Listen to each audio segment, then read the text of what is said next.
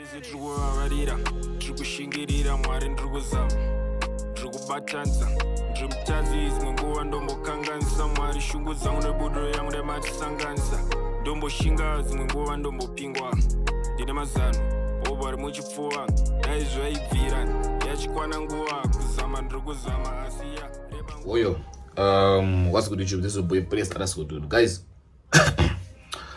Honestly, I'm so pissed over online. I don't know good thing last myself. Guys, to those who started following me, I think Magambona and I'm making a mirror my channel promotions because I know good these things. I know good these things. No sanga ne wangwana wakadzunga hera.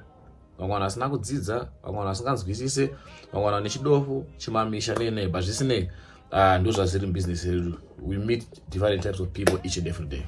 So guys, there's a lady who has been talking shit about my name on social media. In fact, ladies, but let me talk about the lady first. Okay. So, guys, you know it's so funny.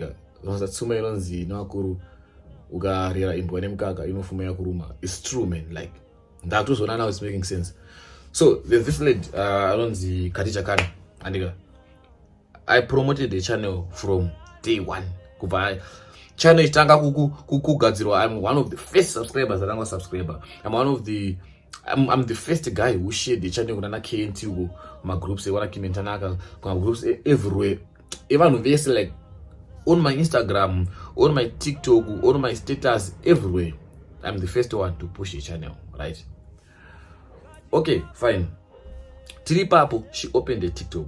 I was the first one also to post on my story. TikTok, I think 26,000 followers, if I'm not mistaken.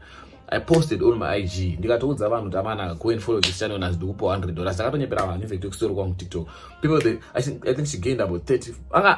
She didn't have any like when I say imagine kuchanga social media from nowhere, you don't even have social media, you're just starting, like you don't even know how to record or to do stuff. That's what happened with Khadija.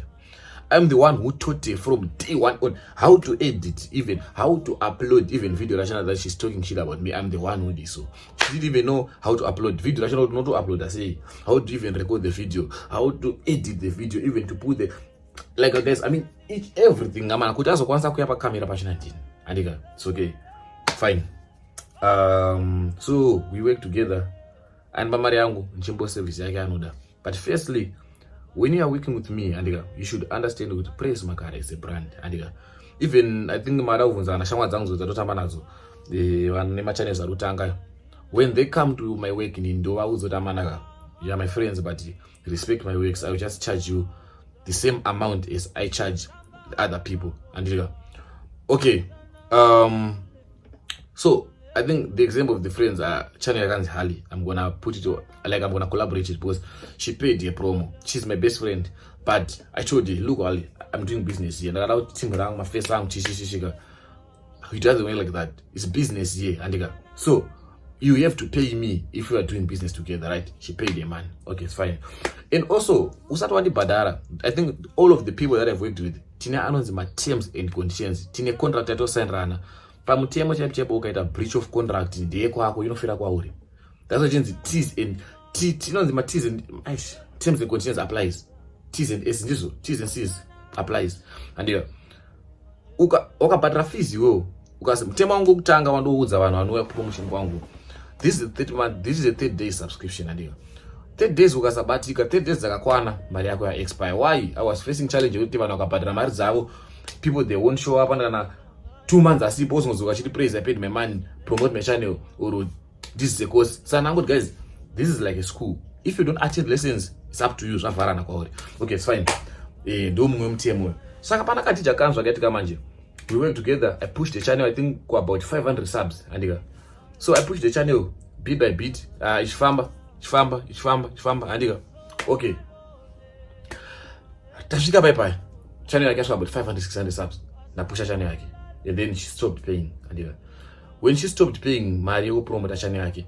And then she then started posting my shorts. So what happens with YouTube, Andika? If you are posting my shorts, my shorts are not considered my subscribers, but the subscribers that they bring to you. If you check Panchari Bang and Nakana short kana one to those who know, or If you think I'm lying, go and scroll my channel. Why? Ndaka posta short one and mpaka 20,000 subscribers. I still remember I have this other guy that I've been chatting with. Akantaka group rema YouTubers in Zimbabwe. Ane 141,000 subscribers. But if you post a vlog, rate 20 views in 1 month. Why? Because audience through my shorts is just fake audience. I'm gonna short, like for example, you, how many videos do you scroll pa TikTok or pa Facebook, won't follow, and then you will never go bigger again, especially my Nigerians, my skits, those are funny audience in my shorts. So I told you, look, this audience in my show, you should now stop it. Since you reached 1K, you should stop it because it's gonna hit your channel. I was even giving you advice in course. That's not about that. It's fine. Tapeza bye. Saka nambucho zaba 600 uyo mskana abazipusha channel yake nemashorts aya vasvika 1K. So now she started feeling good. Now I'm better, man. I can do this myself. You feel me? I was collaborating in this other. I even collaborated here after I saw the Badar, but I don't video that I can collaborate. I collaborated here. That video, it went viral. I think it's one of my first videos. I'll give my exchanging phones there, and I knew good all the people that I take Diego, the likes of Anzano Gomskano, Miss V. When I got to channel, I get my 1K. I took over 2K or so. She gained like a lot on that video. Like I knew this video is the banger. So when I got take a bubble, they said they gained over 200 subs. I'm sure about that. Okay, bye. So I checked on one of the videos, and then she said, my shorts I'm gonna pay for my boat. This video it blew up. Even in Iran, gain over 2K followers. You see, fine, bye. Bye. Uyo mskana. Ati varizonzochi praise ndasvika 1K because amboiti z akambodibloka pazwe number, so amenoti my boyfriends ake or whoever akasatana na praise but atomtsvaga unezwe number dzangu dzeZimbabwe because this is a business number but amtsvaga ndipesa number dzangu but wakaniblock here. I think I'm gonna put the evidence on the screen here andika achibva andirafura zvakati ndiani uyo but nakoti it's fine achibva azoya kuTikTok zvakanzi ndipe number dzako vanamba number dzangu dzebusiness fine Bantanga zvakati praise let's do the giveaway. Because I want to see, it's danger. If you want to do the giveaway, let's do it. It's nyaya. Bye. Uyo kadicho. But that's we not kuti araka pa $30. I think achambotanga. I think 3-4 months ago, akapa $30. I got praise. Just about my $10 per giveaway. And then into that my wig. Just to me that my wig. We say hopa banga na that's 1K. It's fine. So ask 1K bye. Praise, let's do the giveaway. That is fine. Why not? I think I'm gonna put the evidence on the screen here. Challenge pose and chikupa evidence. Antanga. Praise, let's do the giveaway. And it's again here by audio. Giveaway because one ndivunza manje. Apa inini the lady wacho emawiga achautombondidairi apa ndakatompa mari. Inini hangu. But that haukona chiwangu. It's danger. Let's do it. How are you gonna do it? That will explain it. I think I'm gonna play this audio. Yeah, andakudza mukazoranda video you tell people kuti ndine madetails andichaisa apa munhu ashande panhamba dzandaisomo munodzisenda kuinbox kwa praise, you feel me, and then ndokwashaita randomly pikiwa ikoko. Saka you shoot a vlog pachariedza paipa ningokanda kana madigits maybe number dzako something unongona udzo number dzofarira dzipo kana dzangu dzeSouth Africa kadzi. Aiwa manje ukati dzangu vanhu vangonobva vadziziya. Waizi vanhu vangonobva vadziziya. Isa kana dzako kana dzeUK. Munzwi explanation. Khadija, our giveaway is gonna work like this. Iwewe uchauza mafans ako kuti giveaway itefeka. Uchaita video. Kana uita video, I want you to drop 10 digits mu video rako. Let's say after 2 minutes we drop a digit. After 2 minutes we saka nga digit pakona. After 2 minutes we saka nga number pakona. At the end of the video, vanhu vachakuzoti in number zipi dzawise. It should be a complete number, like someone's number, but not dzangu because vanhu dzangu vanodziziya. By those people, they should text me on my WhatsApp number, the business in Andiga, so that I will randomly pick. Just what if I can text, I can do your number, so my paper, and then do I randomly pick on 6 that are going to win. That's what I explained to you. Fine, praise. Pasananguba, uyo, I did a big praise. I did the video. I did a video. I didn't even watch the video. Uyo, only to find out I did a video. I said number zake instead of number zangu. It's fine. I go start kuziyama now it's fine. Uya Bantanga, praise. I got the 4 people already. And I'm like,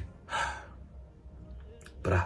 Before that go, ndakazomti Khadija kuona aichema handina mari echichi bla bla bla bo wangu kuona chimawigi wada kuti it's gonna be expensive for you because look azondawana mwe munhu wangu akachipa amwe handitasa wana mawigi ari praise wana watasa vari kudhura nana $30 or something and wana watasa vari kudhura nana mwe munhu nditi ma22 ngati bo udza munhu yeye autanga kuti munhu yari kunetsa kubata chichedhisini ngati wangu kuona kana usina mari ka just send $10 ka ungopa vanhu zvipere because mawigi zvachina zvekukudhurira it's not like you have been forced ndatomudza if you see even mascripture pasu apa ndingena take your time bra no one is forcing you it's your channel it's your money no one is rushing you andika ambele dzungura ita ndere pa uyo Khadija wayo achibva nitanga zvikanzi praise ndakusenda mari atomubereka kusenda ndotomutsvaga avanitsvaga futi ega kandi praise ndakusenda mari she's doing guys zvikundiboza kuti mutauro ari kuita ato ngezvipi ndaimutsoma Khadija senda mari guys anditombotsome munhu guys andombobvira ndamutsoma Khadija senda mari akamutsvaga ega as you can see machats ari pascreen handaanza machats ake here's the chats on the screen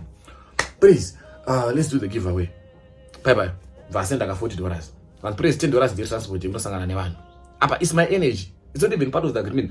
Because the reason it's my energy that I'm using. She's not even paying me. Kuti ndinopa vanhu amari. And she's it's fine. Ndanzikizo munhu ndakashanda naye kudarata. Ndikisare basa rani bye.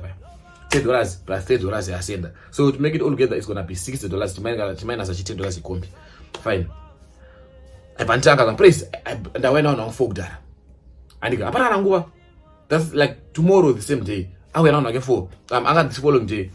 Praise ndawena na 4 two vari kuPoland, one ari South Africa, mumwe ari kwaMutare. If not mistaken, I'm gonna put the screenshot on the screen which makes sense. Handika. And I'm like, bruh, we just talked about this yesterday, bruh. I told you how to do the video, right? The most boring part in the Yora's message, Khadija, praise Makare as a brand. Handika. Don't mess around with my brand. You said this will fade my brand around. I promoted the channel from day one. Handika. Promising people we're gonna do the giveaway. If those people don't follow Khadija, they knew we're going to do the giveaway on this channel. I promised them. My videos, recent videos, they must know. I think 2 videos I posted. If you check the last video, let's see if I'm gonna be able to take the clips. And I got a vlog, spend a day with me, blah blah blah blah blah blah. At the end of the video, I got promote the channel. The last video, I got all clips, exchanging phones. I promoted the channel. So, I promoted the giveaway. In fact, about the giveaway. Okay, it's fine. So from nowhere, wango to anyone wako say we don't deep on how my fake promise. By that time I had the family. Yakazo no Khadija. I'm gonna talk about it. Yes, the Costa family. They wanted to do the giveaway through me as well. And they're just waiting for 1K. And I was pushing them to ask 1K. We're almost there exactly. Bye. I have a lot of people. Imagine I have a lot of people that want to do giveaway through me. So inini wakataka promote channel chitoita giveaway and then tozokuita kuti vanhu hatatoita giveaway kare people vanakuona mari yacho yafamba sei apuwa mari ndiani pamonzi ya screenshots apa vanhu it's not gonna make sense.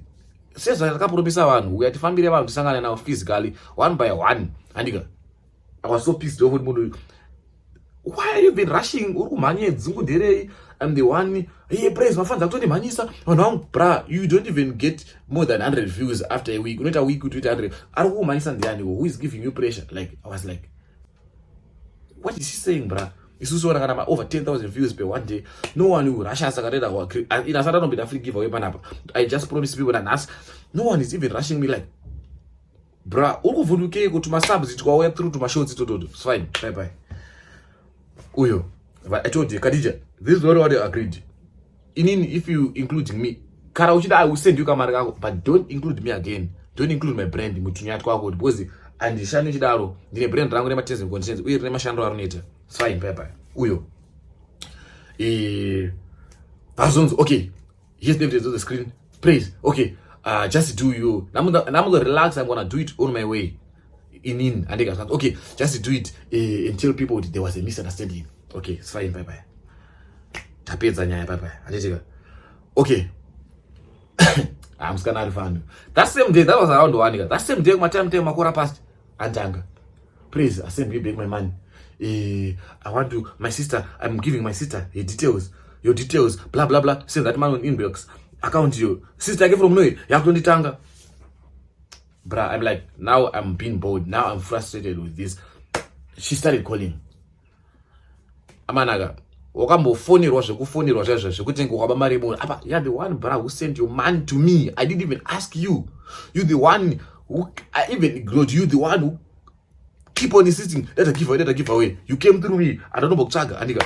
Now, one send Ramari watching as if I'm the one who asked it down the chair, in the one down the radio. This is a brand, bruh. That's why I know that shit is trending as a person, trending out of Chichi. But no, they will do you shit, man. Manoku Jairira. They will, bruh, Dakwira when I go to Robo, Traga Margaco, or would you praise, you know? I don't even know inbox. I didn't know Shanda say, or I wouldn't chance any without my son, so don't tell one go. Do what I got a problem, Khadija. We did a deal. There's no breach of contract. And there's no breach of agreement. I mean, this business name at terms and concerns are. Atite mudiliro onete utonge monoko uti no arasa wati chakati chimba mariangu chinda so bra karaita dirine no reverse deal. Taita deal. I'm gonna do as we agreed. We're gonna do as per agreement. I won't do shinditi wandisa chakati umregezese. Don't make kutola later. This is my brain that you're messing with, right? I know kumerepa uyo. She started giving people numbers down. Started going to my girlfriend. That same day, she just called Kao, praise Askobatika, and I was even Kumusha brand. I got to know now of vlog because my phone battery was dead. I think one of the last 4 days I was not dropping. I was not even dropping and the message. Okay. I was not even dropping, I was not available, I was not doing my lives because I was not even available. Uyo. She started calling my girlfriend. Praise Akundi Vara Mariangu, hey blah blah blah, this and that. Hey blah blah blah blah. Hey, imagine no Mahira Mamonya. Indine Hamazi Tori Gunos Gucci, Tori Hamazi, no Shandamu government. Do you think I'm scared? I'm scared, you can't picture. Do you think I'm scared? Yeah, but the government, boyfriend, I know I'm going to. Come on, bro. There's better threats. There's like better threats than this. Okay, it's fine. Now I was like, okay, you need Zungora with again. You need Donzigu. You know, don't muto nozi wachauruka. Now you wachauruka. Shima chukura za kunonzi kuto nozi wachauruka. Fine, I remain cool. She started calling, bruh. I didn't even block her. Calling. Your sister calling me. I was like, it's fine. In do dilana no kazikama, do dilana no shanda according to agreements and dilana na zunguka. Now I'm gonna blue tick you till I do. And I was in the process of doing the video. Rakero Rajonero, I was doing the video, guys. We having a giveaway. So that Shaitaga. Nchaita matijis mnama na I don't stop just winning video. I deleted the video. I was like, okay, zungura naro pa ndivona pa na ndato video ndatorita ndi machiza anataka tukula pa ngirapo pa bachi pa pick and pay that ugara. I deleted the video. I was like, okay, now let's do what you want now. You wanna fight me? Andika yo wakundita mbiva andika uyo calling me sending threats, yeah, gasa jeran, yeah, blah blah blah, this and that. Uyo, she's calling me. Now I'm bold and frustrated with the moon. $60 what is like, bro? What is $60? Okay, fine. Uyo. In I was waiting for it to cool down. Guys, you might be asking me, please, why I'm going guys, in and this question you have to respect me, you have to respect my brand, you have to respect the agreements, you have to respect the terms and conditions of the brand in the deal. Fine. I go for one bye. Praise this and that, praise this and that, praise this and that. And I was like, okay, let me remain quiet. Abanangua, she went live. Praise came to me money, praise and bira mariangu, blah, this and that, yeah, blah, blah. Mind you, Munagunda live, I come this, I went a live question and din. Munagato unlock my live question and dini. Munagamu thought you go live, this and that, like this din. If you remember, my days and never my life. Dini yakum this, I watch with my life. Fine, tapeza, bye. Uyo, Mangwana, Kurani Zuru, she dropped the video. Praise I'm Vara Mariangu. Mind you, can you praise Magarapa channel, panel comment on my videos, comment on video. Because now you wanna gain attention. Because I didn't want to give you attention. I didn't want to grow in a good praise. You have to work for the numbers. It's either you're hard working, you're gonna work hard for the man to pay me to grow. I'm not saying I'm the god or the god, and now I can contribute a little numbers to your channel. Or either you're gonna work hard in the streets, for us to grow. So she went live now. She started talking shit about praise. Praise and Vara Mariangu. Praise and Vara Mariangu. Yeah, blah blah blah. I said the money, yes, evidence. I showed the one man the frustration that she caused in my DM. I showed the one the disrespect that she was doing. I showed the one she was texting my girlfriend, she was giving people my number, this and that. On top of that, she even texted, she even has the guts to contact the people that I'm working with, the people that I'm promoting my channels. Please, and Fara Mariangu, this and that. Bruh. But I've never been so pissed off by a level or Pepper. Now so I'm messing around with my brain, right? I didn't even want her to reply. I wanted her to cool down. Can I cool her down? Now that boy goes okay, video again. I'm just gonna go to my streets. Don't want you guys. This man drew by my $10. This man Saga to go back give away to the streets. And fine. Pepper. Now I'm bored. Now you're messing with my brain. Now you're messing with my life, man. This is my brain. This is my brain. This is my work. And can I don't move? I want to provoke, mess with my brain. It happened with Paida. Paida was my friend. And yeah, we had our issues. My personal issues that I was banana. My washing maybe not be. Because of maturity. And because I'm not a dramatic person. And I don't drama. I should only go on. At the end of the day, those people that are drama, nigga. Because they have less numbers than me. But numbers so they got a drama to what so I wanna use to get advantage of them and I don't follow us. I'm gonna talk shit about people. I don't talk shit about people. We had our personal arguments. She came here talking shit about my name. Mind you, that same Paida, I'm the one who grew a channel from 0 to 3K. I'm the one who gave good ideas. I'm the one who was editing and posting for videos. Paida ye. And I'm the one on that content to grow. It's fine. She started talking shit by now. I told her shit. Yeah, and guys, I think come on, man. I don't wanna display my amount, man. You guys, you're sending me. Guys, I don't like disclosing how much I think I know but any day how much I earn on the channel. Okay, what can I do now? Oh, okay, my Batty, I don't want to do this. Please, I don't want to do this. It's fine. She started talking shit about my name. And then I'm in YouTube. This and that. Hey, YouTube, I'm doing it for fun. You're doing it for fun, so it's okay. Guys, Paida is my friend, but she don't know what I have some of the information that I know about here. That's not the likes of information in Basaraki, so I can't zokera. With people that work with her, Wakawanda, like a lot of people that works with her. She don't even know what I know the reason why she's here. And she never told me why is she back. I never asked or bothered to ask. She don't even know what I know, what's really happening and what's happening, this and that. But I respect her, I respect her private, I respect her asshole. But she doesn't, she didn't respect my asshole. And she came here talking nonsense. Hey, blah blah blah blah blah. YouTube praise is not even my type. This and that and tambure. I have links. I can even go to Dubai. I can even with the information that I have. No go say so I'm going to marry. That's why it's easy. Because I'm changing tattoo for the sake of my brand. I don't want to be dramatic. If I want to be dramatic, I can even monetize all these dramas. Digital my videos, if my life, if debate, and it gets around my boys. You know, Shanda, I post my videos in Indonesia around. You know, guys, my content in my seriousness around. And it all shit about people. You feel me? Fine. Let's leave about the Paida issue. But those people are the people, guys. Man, it's fine. I want to talk more. Because I respect the life I get tired with. I mean, one thing about me, I don't talk shit about people. I don't. If you know what team even that all the people that I have played with now kept on here. Children boys. But apana shit about anyone on social media. Toto wara to abo my say boys to pay we friends we now but who knows shit about it. It's my work and it's my hustle. You don't even respect my hustle. Okay, we Kadisha. It's fine about Friday. Kadija, she's talking shit about my name. That's deformation of character, bruh. This is the brand, it's a registered brand, bruh. You don't even know. I'm sure you didn't even know. This is a registered brand, it's a registered company press makara. Kano you don't know kukuradza mapipa. Chakuradze panapa.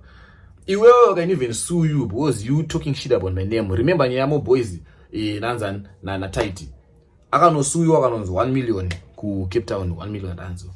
This is my brand. You don't talk nonsense, you don't talk shit about my brand. I will always paying about my brand. This is a brand with terms and conditions. Rekuti unozvipresenta kuti inini praise makara mutemo urapa apo takataurana zvakane zvakati decided haungotawirana chinongoti just because waita tumamudzi or wangoita tumaperiods kwako wada kuyongochinja zvinhu from nowhere. We don't work like that. Your moods are your moods. This is my brand, this is my business. Once you waita payment zvatawiranaka, I think lokana choza vanhu even watoshanda now guys, tikaita payment tikaita agreement, you don't change material. Usatawirana before you did your payment. I don't even force people to do their payments. Okay, fine. Now aware. Now okay, to cut the long story short, I went live, started talking shit, and I passed on YouTube in this and that, yeah, and tambure, yeah, blah blah blah. And I got a pass on your marriage. It's fine. You said you want a basani mari.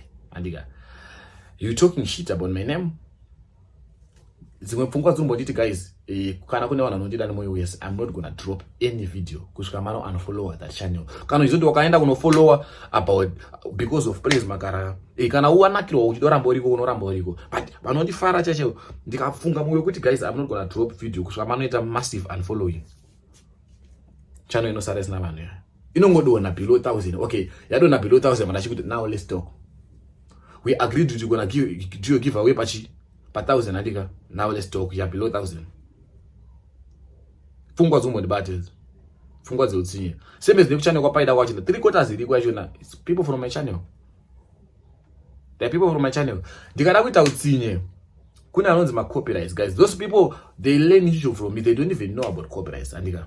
Don't know go rambura ni ma copyrights. Anonzi ma copyrights. You only get 3 chances they kuta anonzi ma copyright strikes are 3. Ukapoa 3 ma copyright strikes ndaka kuzvombora 3 ma videos on channel. Through copyright strikes, channel inova yavarwa. Kana channel yavarwa, you are not able to open your channel. Go and Google this. You are not able to open YouTube again. If you open YouTube again, AI will automatically detect your face and close the channel. Where's Khadija? She was mentioning my name. Praise Makara. Don't want to claim my part or praise Makara. Don't want to know. And now you killed your career. Nekuda kustonga wakapenga. Nekuda tuwa numbers. In mind you are not even monetized. My numbers hold out. They live even less than 1,000, bro. Anyways, she said, "Nabasa ne mariacho." She talked shit about my name. What I'm gonna do, this man, I'm going to donate it to the needy. Mchaita ma videos, mshana nchikura dzai. Changuta mina napike peto kubata. Kana kuti vanhu vari kugara vari nzara, tenga kana maloves chingwa. Kana sazara ro kusva totenga kana poto yese, tungugoera vanhu vagara masisi vanhu vari kana ma industry mabaso kana vanhu vari kutambura kana kumambeno kucheriti kumfa kosu. Ndo zvanchaita mariwa. Ndikada fundo ndogona kuidya but asida kuidya because ndakuona kuti handidye zvavanochema. Ndogona kuidya. You mess with my brand, you talk shit about my brand here. I brand reba terms and conditions guy. What mess up with my brand? Discrimination. Whatever it is. Joidyira izvozvo but asida kuidya mariwa. Ndakunoigovera kuvanhu. Ndakuishandisa zvinabasa. Ndakatadza kunoigovera kucheritwa. Ndakunoitengera vanhu masadza marodhu maketo isu.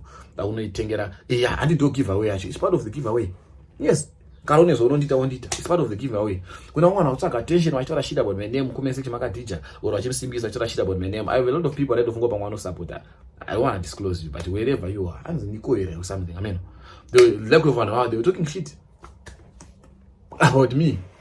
About the new watching that through me.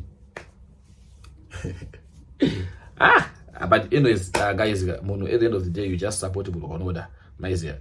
You just, but what I want to tell you is this: I want to kanga nocha surani hope. Usasiya wadhotera mtsime nekuti mvura yauya. Mvura inoendeyo. I want to say wawetera mtsime because mvura yauya. Let me tell you. Breakers inobaya shama. Let me tell you something. If you don't know, usiya wawetera mtsime because kwa anzi kuenda anzi kwa waenda usakangane kwa vashesh. Anzi ko natsa kwa wabva kuonenda usiku. Don't think kuti kwa orgoenda uko you're not gonna need praise. You're lying, my sister. You're gonna need praise kwa orgoenda uko. Nyango wasandira, there are a lot of creators that you can pay. It's fine. The likes of Paida shika ka minimum mari yake kubadala ka 100 kitu kabude. She said she's doing it for fun, but I know how much she really need that man. She need that man. I'm the one who manages the channel. I'm the one who knew how I'm gonna aid. I mean, how she's gonna withdraw that money, how she's gonna access the AdSense. pandakagumira process and style. Andika, at the end of the day, akaseta ma proper research, she's gonna need me again to maintain the channel. Would I be able to take out that money? Andika, fine. Guys, inangu ansimuna ndotsinye, but vanhu munondituma kuti ndite utsinye. Ende utsinye ndogona ndokwanisa kuhita, ende ndokwanisa kuprove ndokwanisa kuhita utsinye. You can't mess around with my brand. Okay, then with the Costas family, there's this family yakatenga nyaya yakapindira kunyaya yakadija. And then they started to question how far Mariaka Dija. They were supposed to give away with me. Mariaka Dija, how far might I say give away? And those are the same people again. I pray that all online. I just imagine they wanted to give away because why can't to give away? Maona screenshot ya Mariaka Dija. And I can't pin any. Why don't I give away? Maridusa and I, but I've got Mariachi and I because I don't want to waste time. Even when I'm with books on my place, I got no cooperate card with Mariachi and I first of all. They said my chat's gonna teacher. I praise that all online saying that you interfered. Kukana, what if there was a matter of death and life? Kana do wanda kana roof. Kukana panic kana sweetika. Why do you know the reason why I was ghosting her? Did she tell you why I was ghosting her? Matenga nyaya. But unfortunately in nigga, sorry you. Chiro waka badala chiro gaita say I won't be able to work with you if you are participating if you are part of the terrorists or part of the people that are participating mukura brand ra or kuti grow. Praise makara. Brand road to promote channel yako ushike 1k. You're participating. You even mentioned with don't mention my name. Apa you're the only one. There's no way my data zaunokuzia because ndima katora nyeyo mu TM you're the one channel ndakapindura ikoko and then but unfortunately I won't be able to work with you. You go mono promoter na katije koko. Dude, that's how I work. Inini okada kushanda ida ku unozwa say kuda kura brand rangu when we had an agreement. Ndinongoreka kushanda neyo whether you paid or you didn't.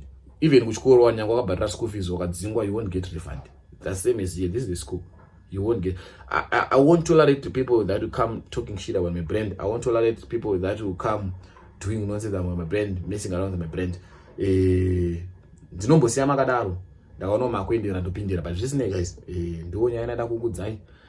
Kunaona kuti praise makazongosangana nema videos aya. Zvisine ndozvinhu zvandanamboramba promoter ma channels izvi. Asi kuna wanda promoter aiwa burofarira kuziya ma terms ndiwaya ma terms and conditions. Musandibata muchidivunza praise ye mari kada kuti channel promotion is $50 monthly pano pero 30 days ndori ku promote channel yako naika ndofunga makaona ma videos ando poster ndinotega vanhu. There's even evidence of the girl from South Africa. Here's on the screen. Aiti praise. She took less than 2 weeks to gain and the channel is over 1,000 now. Praise, thank you so much. Blah blah blah guys. There's a lot of people that have been thanking me that I followed with. Go and check out my channel and channel now. They are growing and they're doing good. And I'm also sharing my content because when I now post those channels, they're posting and they're going through the channels, blah blah blah stuff. But isn't it? It's life, man. It's life. I won't stop promoting the channels. But I'm not gonna stop. I'm just gonna minimize. Mangan my channels. Channel now, yeah, stuff. So you guys this is what happened. You feel me? This is what happened, and I don't know, man. I don't know how you gonna take it or just say, but this is it, Maizia. So let's get into the video.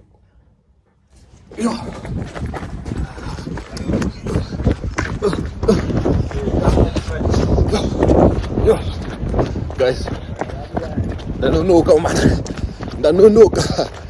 I'm very late. Guys,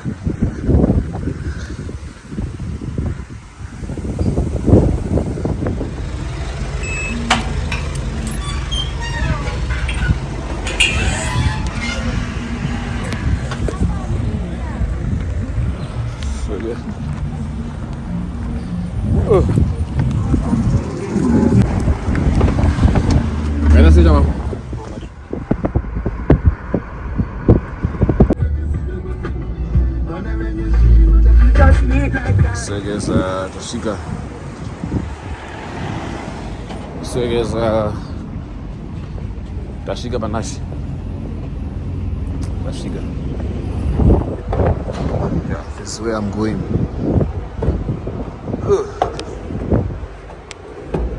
Side.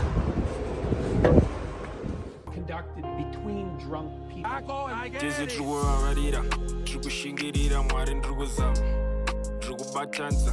Ndrimutazizi ngonguwa ndombokanganisa mwari shungu dzangu nebuduro yangu nematisanganisa.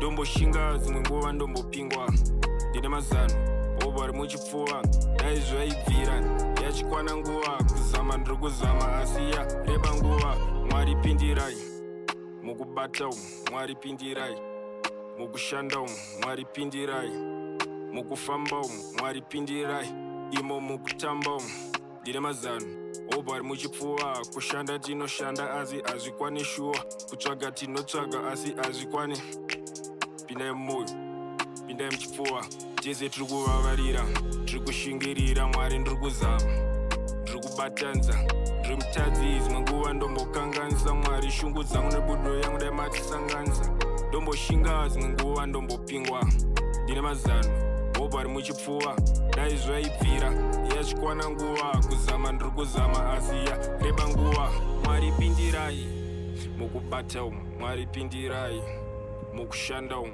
mwari pindirai mukufamba umu mwari pindirai imo mukutamba umu hatifanirwe zvijaira izvi kugara munhamo hatifanirwe zvijaira izvi chagore sina kudya gango hatifanirwe zvijaira izvi kugara nsina dhola hatifanirwe zvijaira izvi kungoti ndozvazviri hatifanirwe zvijaira izvi kugara munhamo hatifanirwe zvijaira izvi chagore sina kudya gango hatifanirwe zvijaira izvi kugara nsina dhola hatifanirwe zvijaira izvi kungoti ndozvazviri mwari pindirai mukubata umu mwari pindirai mukushanda umu mwari pindirai mukufamba umu mwari pindirai imo mukutamba umu.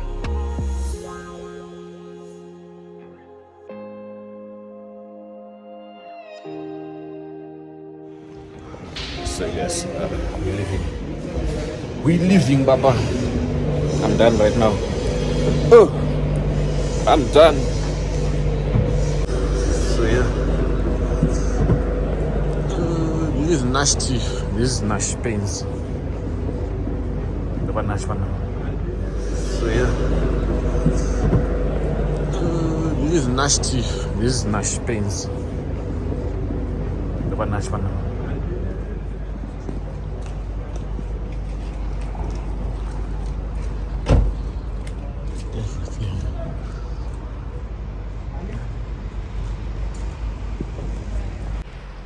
So guys, ndava nangosangana na Jamau pagedhi nichibuda hapo ne Jamau ndawe ndiye Jamau manikio mamone Jamau yo unofanya ndio basi ndio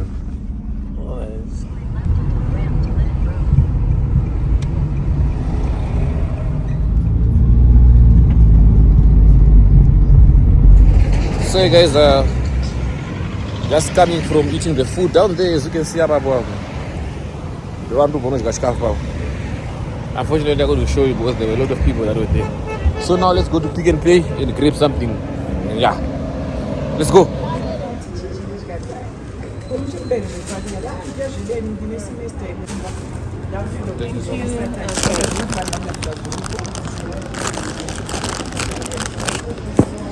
So guys, those are the things. This is what we bought. So guys, the weather is really bad. Let's hope I end. Because if the electricity goes, there's gonna be a problem. Which need to and I want to do my washing, but I can't do it because of the bad weather in it. You feel me? So yeah, let's see, man. Let's see what we can do. Nyana. Ndabawuja chikafu so but ndangoti since kuchazona obviously ela usimbo kudzokera kuma shops saka yamba nangotenga hot dog and drink ndirasi ndiswara tongono chikana mana pina ma blankets yeah let's get it.